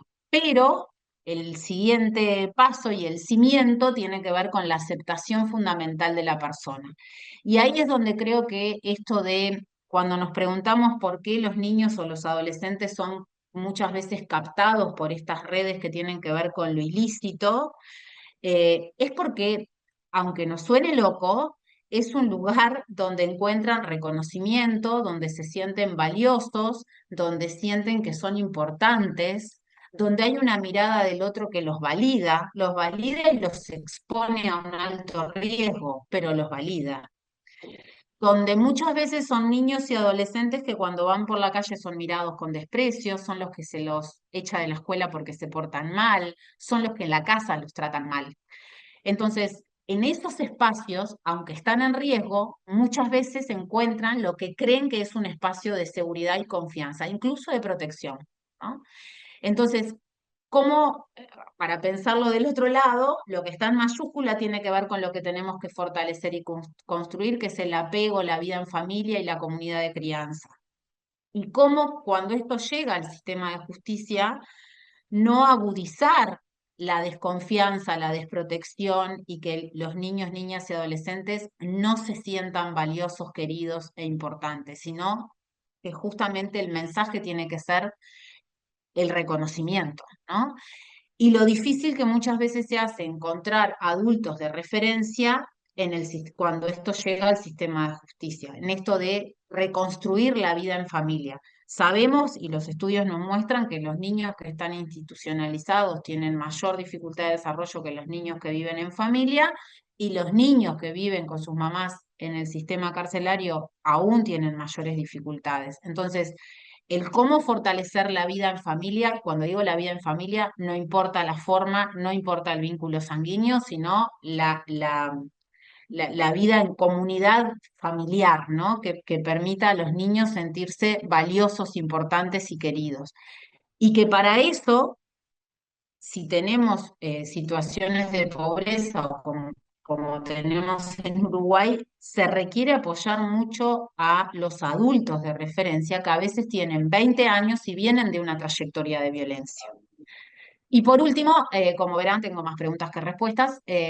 Una de las preguntas es si es posible que los niños, niñas y adolescentes no sean afectados por un mundo violento. O sea, lo que quiero transmitir con esto es que vivimos en una sociedad que básicamente, incluso en algunos espacios, resalta el abuso de poder y la violencia y el tratar al otro como un objeto o como alguien inferior y tratarlo diferente como desjerarquizado. Entonces, cómo los adultos, en realidad, más allá del rol que ocupamos, nos cuestionamos y preservamos a los niños de esos vínculos abusivos. Pero para eso creo que hay como esto de que no somos ajenos, ¿no? Más allá del lugar que ocupemos profesionalmente. El cómo reubicar la respuesta judicial en una trama de vínculos de crianza, educación y convivencia. Lo que quiero decir con esto, que no protege, ¿no? Lo que quiero decir con esto es que claramente excede la respuesta judicial y que hoy más que nunca la respuesta judicial tiene que estar en consonancia y en permanente diálogo con la política pública de protección a la infancia. Creo que durante muchos años el sistema de justicia pudo ir por un camino y el sistema de protección infantil o las políticas sociales por otra, pero la trama de complejidad que se da en la vida de las personas hace que la respuesta pública tenga que tener otra interacción, ¿no?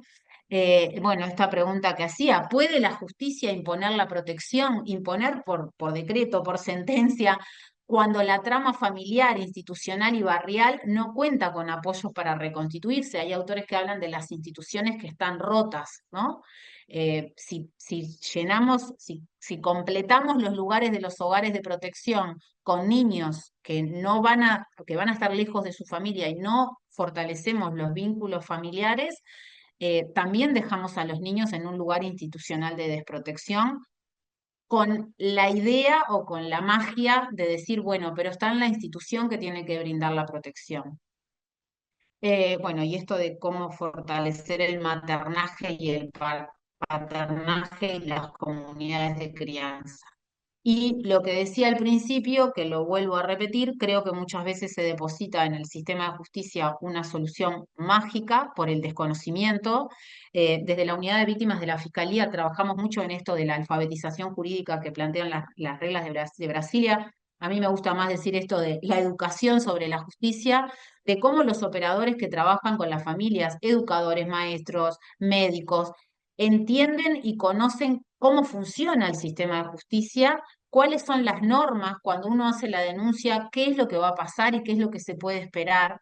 Porque, bueno, lo que dije al principio, creo que cuando llegamos a la justicia a veces se deposita algo en ese lugar que trasciende el cometido que tiene el sistema de justicia con situaciones con el nivel de complejidad de lo que estamos hablando. Y por último, creo que también exige que las respuestas de las políticas públicas dirigidas a la infancia tomen en cuenta los cambios que se han dado en la vida, de la dinámica de las familias, de las formas de la familia y de la dinámica de la vida comunitaria y de lo que los niños y adolescentes esperan, ¿no? Esto de la vida digital y la vida analógica, de lo que muestra la vida digital y de que los niños y adolescentes todos se quieren sentir reconocidos por lo que muchas veces se ve en los videos de TikTok. Entonces, ¿cómo incorporamos esto para que no se sigan generando situaciones también de violencia en ese sentido? Y lo último, creo que el sistema de justicia tiene el enorme desafío de no tratar igual a lo diferente, ¿no? Esto del principio de no discriminación. Y creo que muchas veces, bueno, porque nuestro cerebro necesita ordenar y esto de tener prejuicios y sesgos hace que veamos a todos los niños o a todas las familias como más homogéneos. Y creo que el mayor desafío que nos está presentando este tiempo es pensar como un traje a medida, ¿no? Y esto nos exige la mirada interdisciplinaria porque cada caso, como hoy decía Laura, cada caso es diferente. Seguimos aprendiendo todos los días porque, bueno, si alguno de nosotros tuviera todas las respuestas, no estaríamos acá. Así que, bueno, muchas gracias y quedo por aquí. Bueno, muchas gracias, Mariela, muy ilustrativa, muy buena. Te quería hacer una consultita nada más. Primero es una aclaración para los que son de Argentina, que acá en Uruguay funcionarios, porque lo mencionó Mariela, funcionarios somos todos, los de a pie y los jerarcas. En Argentina funcionarios son los de jerarquía y después los demás son Muy empleados bien. públicos. Que quede bien claro a qué se refería ella, porque muchas veces a quienes tratan con niños y adolescentes se les exige que vayan al juzgado y que hagan las denuncias y bueno, y es Ujú. todo un tema. Respecto a cómo desde el sistema de justicia nosotros podemos hacer más, colaborar más con la efectividad de los derechos sustanciales y de la vida de los niños en familia. Como que nos tenemos que sacar un poquito ese encorsetamiento que tenemos de nosotros tenemos que resolver esto nada más y derivar, pregunto. Bueno, cuando yo hablaba de lo interdisciplinario, ahí también la invito a que si Laura quiere hablar, en realidad cuando hablaba de eso pensaba mucho más en cómo, y lo voy a decir así de llano, ¿no? Cómo un juez o una jueza se sienta a conversar, por ejemplo, con la médica que trató al niño, con la médica psiquiatra, con la psicóloga, con la trabajadora social que conoce la familia, con la trabajadora social que estuvo en la institución de protección a la infancia y conoce la trayectoria de esos padres y buscar una solución que sea a medida de eso, ¿no? Esto lleva más tiempo, ¿no? Y lleva a tener que sentarse a conversar y acá algo que alguna otra vez hablé en alguna otra charla que me invitaron, que tiene que ver que el sentarse a conversar con esos otros profesionales que conocen a la familia y a los niños no atenta contra la objetividad de la decisión del juez. Justamente para poder tomar una decisión imparcial y objetiva, tiene que salir de sus sesgos y poder escuchar a otras disciplinas y después tomar la decisión en base a lo que el juez entienda que es lo mejor. ¿no? En base al interés superior del niño, en base a todos los criterios que tenga, pero no escuchar a las otras disciplinas, en mi opinión, es parte justamente de tener una decisión sesgada, porque nuestro cerebro ordena lo que ve con la información que tiene. Y muchas veces esto que hoy contaba Laura, que una psiquiatra que trata al niño le pueda explicar al juez qué es lo que está pasando y por qué pasó, o por qué esa mamá no está en condiciones en este momento de criarlo, pero que si pasa tal y tal cosa va a poder maternarlo. Hay un prejuicio enorme, por ejemplo, con las mamás que tienen trastorno de salud mental. Bueno, pero hay mamás con trastorno de salud mental que si están bien diagnosticadas y tratadas y adhieren a un tratamiento, van a poder maternar a sus hijos. Esto no quiere decir que todas las mamás, todos los niños con mamá con trastorno de salud mental tengan que estar internados, ¿no? Entonces, me parece que esto ayuda mucho para tomar decisiones o para fortalecer un espacio de crianza con sus padres biológicos, con su abuela, con su tía, con una vecina o con cualquier otra persona que se pueda hacer cargo de ese niño, ¿no? Y a esto me refiero con el trabajo con otras disciplinas, que yo sé que rompe un poco con el modelo de lo que está estipulado muchas veces para el trabajo de un juez o una jueza. Pero yo creo que si no cambiamos algunas dinámicas, la realidad nos va a seguir avasallando y vamos a seguir judicializando y los jueces van a hacer lo que pueden hacer, que es aplicar la norma, porque no tienen cómo conocer, no sé, que la abuela materna puede tener mejor posibilidad de cuidar a estos niños que la abuela paterna. Más allá de que yo sé, y creo que por eso lo digo, porque hay buenas prácticas, ¿no? Cuando se piden informes y el juez se interioriza de eso y le pide el informe, a veces es el informe y a veces es conversarlo, porque a veces pasa mucho con los informes de los psiquiatras, que un juez no tiene por qué conocer todos los términos que los psiquiatras plantean en un informe y un psiquiatra no tiene por qué traducir todo lo que está escrito y tiene términos que son médicos, ¿no? Entonces, a veces en penal, por ejemplo, pasa mucho, ¿no? Que el fiscal llama a la psiquiatra para que le explique el informe que va a presentar y que va a declarar en juicio. Y me parece que esas son buenas prácticas de la interdisciplina. No sé si Laura quiere decir algo más. Capaz, un poco como apoyando esto que tú traías, ¿no? Que pienso, por ejemplo, la semana pasada que tuvimos una reunión que éramos 10 personas en un Zoom, porque un poco también Sí. quizás en la situación, ¿no? A diferencia de lo que puede suceder en personas adultas, ¿no?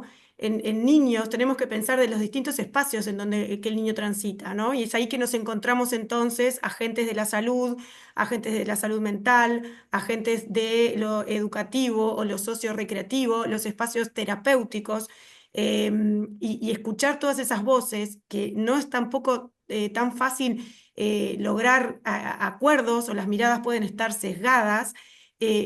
Porque a mí el otro día me pasaba de pensar, yo pensaba, pobre jueza cuando reciba todo esto, porque de alguna manera uno también como que es un tema este, ¿no? Como depositar en la justicia, esto que vos decías, Mariela, de que, bueno, ahí va a estar la solución. Y lo que diga el juez, bueno, va a ser lo que mejor se resuelva. Obviamente que uno espera que eso suceda, pero el juez va a tener que tomar esa decisión en base a lo que una multiplicidad de actores podamos mencionar o dar nuestra mirada sobre ese niño. A mí hay un punto que me parece importante y que tiene que ver con esto de como de de las trayectorias de cuidado, de lo que fue sucediendo a lo largo de la vida del niño. Muchas veces se piensa, me pongo de este lado, ¿no? En el hospital. El hospital también es un poco como el último cartucho, ¿no? Cuando vos decís, bueno, si llegó a la justicia es porque fallaron otras cosas. Cuando llega al hospital también es porque fallaron otras cosas, ¿no? Porque Totalmente. lo natural en la vida de un niño no es estar en un hospital, ¿no? Estar en un hospital es sinónimo de algo que está mal, de que está enfermo, que no está sano, que no está bien. Entonces, de alguna manera, este, también complejiza, ¿no? Bueno, cuando llega un niño al hospital, la mirada que vamos a tener, por ejemplo, desde ese lugar, también va a ser transversal y es como la foto de ese momento y uno tiene que salir como a reconstruir, bueno, qué fue lo que esta mamá no pudo, porque esta mamá tenía 5 hijos con ella, pasó a tener ninguno, ahora está recuperando 4. Bueno, es como complejo al pensar, y yo te digo que el otro día me iba pensando, pobre jueza, ¿no? El lío que le vamos a armar nosotros cuando le lleguen los informes de cada uno. Bueno, no quisiera estar en sus zapatos. Ahí, por otro lado, pienso que es importante para nosotros, ¿no? Digamos, los agentes de salud o los profesionales del área de la salud, tener bien claro qué es lo que es útil para un juez, ¿no? Y eso es parte del trabajo que hacemos en la unidad académica, ¿no? Del trabajo con los estudiantes, con los residentes, de decir, bueno, ¿qué es lo que un juez necesita saber, ¿no? ¿Qué es lo que puede tener valor que yo le comunique, ¿no? En relación a, bueno, cómo es este niño, cómo han sido sus cuidados, cuáles son las características del adulto, qué es lo que a nosotros se nos ocurre también que pueden ser algunas estrategias para evitar, por ejemplo, la institucionalización, o sea, solicitar el amparo del instituto, ¿no? Bueno, de cada país, quien tenga que ejercer el amparo, y que ese niño pueda estar inserto en su medio familiar, pero a su vez, ¿cómo garantizar, ¿no? que ese medio familiar cuente con los apoyos para poder sostener esa crianza más saludable o nutritiva, podemos decir así?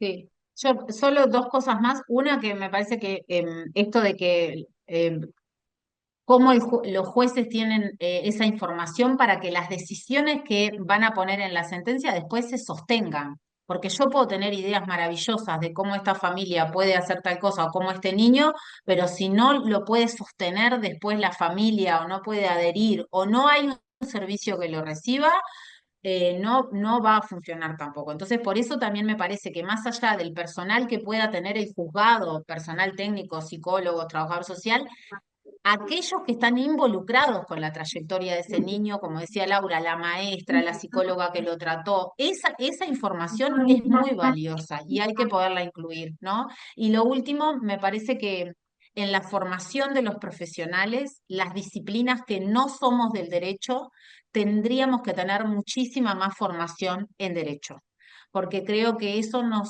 le facilitaríamos la vida a las familias. Porque me parece que ayudaría a desmistificar, bueno, qué es lo que va a resolver el juez, ¿no? Entonces me parece que eso es muy importante que en las currículas tuviéramos mucho más de lo que tenemos sobre derecho, que bueno, después lo vamos aprendiendo porque nos toca trabajar en estos lugares, pero si no, no es algo que esté naturalmente en lo que sabemos. Bueno, muchísimas gracias Mariela, muchísimas gracias Laura, muchísimas gracias Ezequiel por las excelentes charlas que hemos tenido, abrir todas nuestras cabezas y gracias a Reflejar, gracias al CEJU y ahora para finalizar le voy a dar la palabra a Rosario. Seguir con los agradecimientos a todos los participantes de las provincias argentinas, del Uruguay y de El Salvador, de Colombia, de México, de Honduras, de Costa Rica, entre otros países que nos han estado escuchando en esta maravillosa tarde. Gracias a las colaboradoras, a Marina, a Silvia y a Eugenia. Gracias también a los expositores, como ya lo han hecho. Y por último, los quiero invitar para el tercero y último encuentro de este ciclo, que va a ser el 4 de junio, probablemente en 4 o 5 de junio. Así que les pido que estén atentos a la página del CEJU y de Reflejar, y también comentarles que todos los videos de todos estos encuentros serán alojados en las páginas tanto de Reflejar como del CEJU, para que puedan ser visualizados de nuevo por ustedes o por otros colegas. Muchísimas gracias y nos vemos en el próximo encuentro, que va a continuar con este enfoque y luego seguiremos con otro enfoque que ya nos adelantó Mariela Solari, que vamos a tratar la cuestión relativa a la niñez y adolescencia y las redes sociales y el mundo digital. Muchísimas gracias, hasta la próxima.